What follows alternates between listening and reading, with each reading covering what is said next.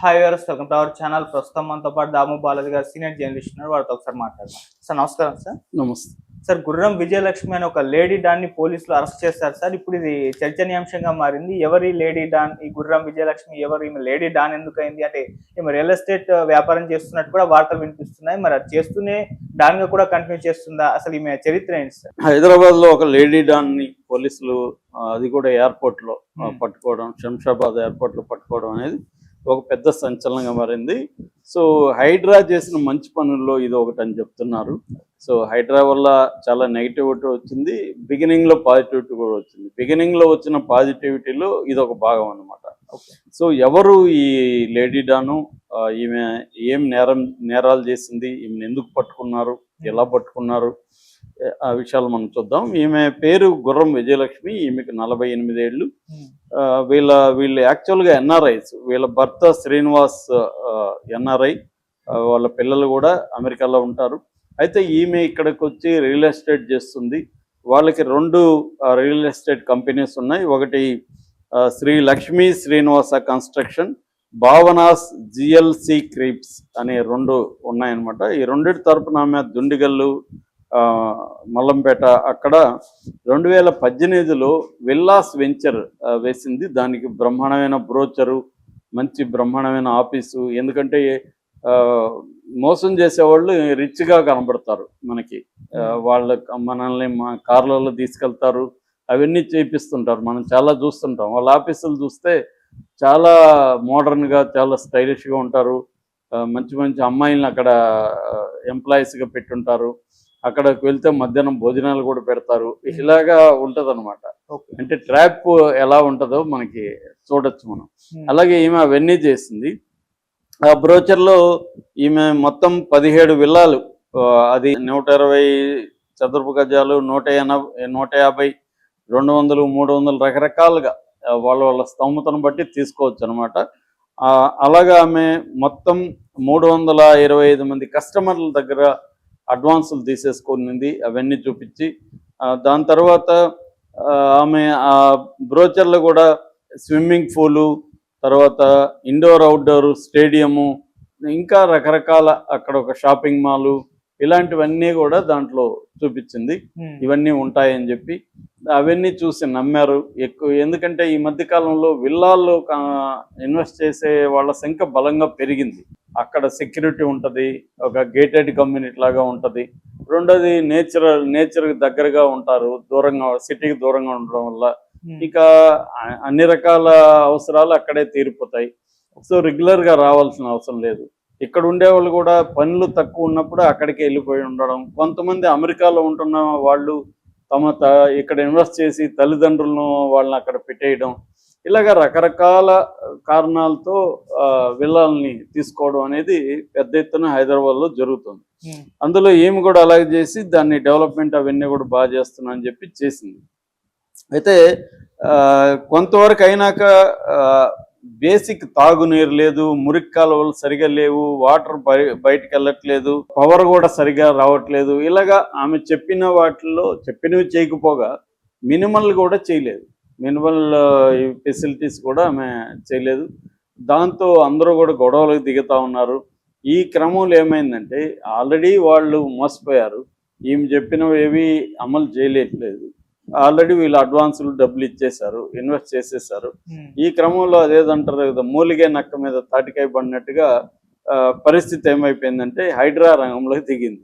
హైడ్రా రంగంలోకి దిగి అసలు ఈ విల్లాలకి పర్మిషన్లే లేదు, ఇది కత్వా చెరువు ఎఫ్టిఎల్ మధ్యలో ఉంది, ఎఫ్టిఎల్ బఫర్ జోన్లో ఉంది అని చెప్పి మొత్తం 17 విల్లాల్ని కూలగొట్టేసింది.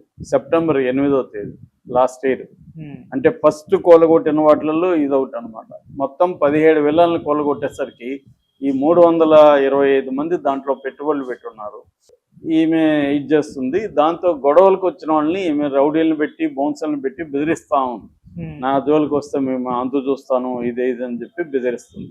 ఇలా ఒక లేడీ డాన్ అవతారం ఎత్తింది అనేది చెబుతున్నాను అనమాట.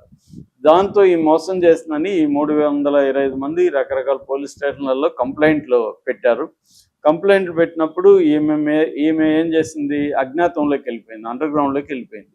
సో ఇప్పుడు ఈమె అమెరికాకి వెళ్ళిపోతుందేమని దీంతో పోలీసులు ఏం చేస్తారంటే ముందస్తు చర్యగా లుకౌట్ నోటీసులు జారీ చేశారు. లుకౌట్ నోటీసులు అంటే ఆమె ఎక్కడ ఎయిర్పోర్ట్లో ఉన్నా ఇన్ఫార్మ్ చేయాలి పోలీసులకి, ఇమిగ్రేషన్ అధికారులు ఆమెకు క్లియరెన్స్ ఇవ్వకూడదు అన్నమాట. సో ఆ లుకౌట్ ఫోటో మొత్తం ఈమె వివరాలంతా చేసి పెట్టారు. ఈమెకి ఆ విషయాలు తెలుసు, అయినా కూడా ఏదో మేనేజ్ చేసుకొని వెళ్ళిపోదాం, ఎందుకంటే తన భర్త పిల్లలు అమెరికాలో ఉన్నారు, అక్కడికి వెళ్ళిపోతే వీళ్ళు ఇక్కడికి తీసుకురావడం అమెరికా నుంచి ఈజీ కాదు అని వెళ్ళిపోదాం అనుకునింది. మొన్న అర్లీ మార్నింగ్ 1 గంటకో 2 గంటలకో అక్కడ ఇమిగ్రేషన్ దగ్గరికి వెళ్ళినప్పుడు వాళ్ళు ఈమెని గుర్తుపట్టారు. గుర్తుపట్టి ఇమ్మీడియట్గా పోలీసులకి ఇన్ఫార్మ్ చేశారు. సో పోలీసులు వెళ్ళి ఆమెను అరెస్ట్ చేసి చర్లపల్లి జైల్లో పెట్టినట్టుగా తెలుస్తుంది. అయితే ఇప్పుడు ఏంటంటే ఇది తెలిసి ఆమె బాధితులు పెద్ద ఎత్తున పోలీస్ స్టేషన్లకి, కోర్టు దగ్గరికి వచ్చారు. మాకు న్యాయం జరగాలి, ఆమెను అరెస్ట్ చేయడం వల్ల మాకేం న్యాయం జరుగుతుంది, ఆమె దగ్గర మాకు డబ్బులు ఇప్పించండి అని. కానీ పోలీసులు డబ్బులు ఇచ్చే కార్యక్రమం చేయలేరు కదా. ఇది ఎందుకంటే చిన్నవి అయితే పోలీసులు కూడా ఇలాంటి దాంట్లో పంచాయతీలు చేస్తారు, ల్యాండ్ సెటిల్మెంట్లు పోలీసులు చాలా చేస్తారు. కానీ ఇది పోలీసుల వల్ల అయ్యే పని కాదు. ఎందుకంటే ఈమె పెద్ద వ్యవహారం, ఇది పెద్ద డబ్బులు, సర్కిల్ కూడా ఈమె పెద్ద ఎత్తునే ఉంటుంది ఈ స్థాయిలో చేసిందంటే. కాబట్టి వాళ్ళు ఏం చేశారు, లీగల్గా ఏం చేయాలో చేశారు. సో లీగల్గా ఆమె మీద కేసులు పెట్టారు. బిఎన్ఎస్ యాక్ట్ కింద కోర్టుకి తీసుకుపోతే కోర్టు 14 days రిమాండ్కి పెట్టింది. ఆమె జైల్లో ఉంది. నేను ఇందాక కూడా ఒక వీడియోలో చెప్పా, ఆమెకి ఇది ఒక ఎక్స్పీరియన్స్ వస్తుంది. అంటే పోలీస్ స్టేషను, జైలు, కోర్టు ఈ 3 వ్యవస్థల్ని ఎలా మేనేజ్ చేయాలనేది. ఇప్పటివరకు ఏంటంటే ఆమె గవర్నమెంట్లో ఉండే వివిధ వ్యవస్థలను మేనేజ్ చేసి విల్లాలకి పర్మిషన్లు తెచ్చేసుకుంది. దాని తర్వాత బ్రోచర్లు, ఈ అట్టహాసం, ఈ బిల్డప్లు ఇచ్చి క్లయింట్లను మోసం చేయగలిగింది. నెక్స్ట్ ఏంది, ఇవన్నిటికి కూడా నాకు తెలిసి ఆమె ప్రిపేర్ అయి ఉంటుంది. ఒకవేళ రేపొద్దున ఏమన్నా కేసులు వస్తే దీంట్లో కొంత డబ్బులు ఖర్చు పెడదామని. ఇప్పుడు అందుకనే ఎవరో చెప్తున్నారు, ఒక 6 కోట్లు బ్యాంకుకి మోసం చేశాడు. బ్యాంకు అతని మీద కేసు పెట్టింది. అతన్ని 1 month జైల్లో ఉన్నాడు. జైల్లో కూడా 1 month అతను డబ్బులు ఖర్చు పెట్టాడు. ఎందుకంటే ఈ 6 కోట్ల డబ్బులు ఉంది కదా అతనికి. 6 కోట్లలో బ్యాంకు వాళ్ళకి కూడా ఏదో కొంత ఇచ్చుంటాడు. సో అంతా మేనేజ్ చేసి అతని దగ్గర 3-4 కోట్లు ఉంది. ఒక 50 లక్షలు ఖర్చు పెడితే ఈ కేసు ఎక్కడికి పోతుంది, అసలు ఎక్కడా నిలవదు. సో ఫైనల్గా ఏమవుతాడు అతను, ఫైనల్గా అతనికి నెట్ ఒక 2-3 కోట్లు అయితే నెట్ మిగులుతుంది. సో ఇది ఎక్కువగా మనకి జరిగే ఈ వైట్ కాలర్ క్రైమ్స్ అంటారు వీటిని. ఈ క్రైమ్స్లో అంతా జరిగేది ఏంటంటే, ఎక్కువగా డబ్బులు సంపాదిస్తే ఆ డబ్బుల్లో కొంత భాగం ఖర్చు పెట్టేసుకుంటే కేసులు కానీ ఏమి ఉండవు. వీటిలో శిక్షలు పడేది కూడా పెద్దగా ఫైనల్గా ఉండదు. జైల్లో కొంతకాలం ఉండాల్సి వస్తుంది. జైల్లో కూడా సౌకర్యాలు బాగానే ఉంటాయి. మంచి మంచి మన సెల్మేట్స్ని కూడా మనమే సెలెక్ట్ చేసుకోవచ్చు, ఎవరు ఉండాలా కొంత నీట్గా.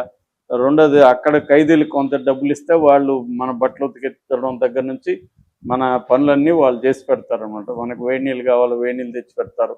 అవన్నీ ఖైదీలే చేస్తారు. ఖైదీలకి శాలరీ లాగా వాళ్ళకి ఇచ్చేయచ్చు. అలాగే అన్ని ఫెసిలిటీస్ అక్కడ దొరుకుతాయి అన్నమాట డబ్బులు ఇస్తే. సో అందుకని ఇలాంటి వాళ్ళు సర్వైవ్ కావడానికి, వైట్ క్రైమ్స్ జరగడానికి కారణం ఏంటంటే ఎక్కువ డబ్బులు మోసం. నిన్ననే వింటున్నాను, గుంటూరులో ఒక బిల్డరు దాదాపు 300-400 కోట్లు మోసం చేసి అజ్ఞాతంలోకి వెళ్ళిపోయాడని. సో ఇది ఈ మధ్య కాలంలో బాగా కామన్ అయిపోయింది. ఎందుకంటే జనాల దగ్గర డబ్బులు పెరిగింది, ఇన్వెస్ట్మెంట్ చేస్తున్నారు.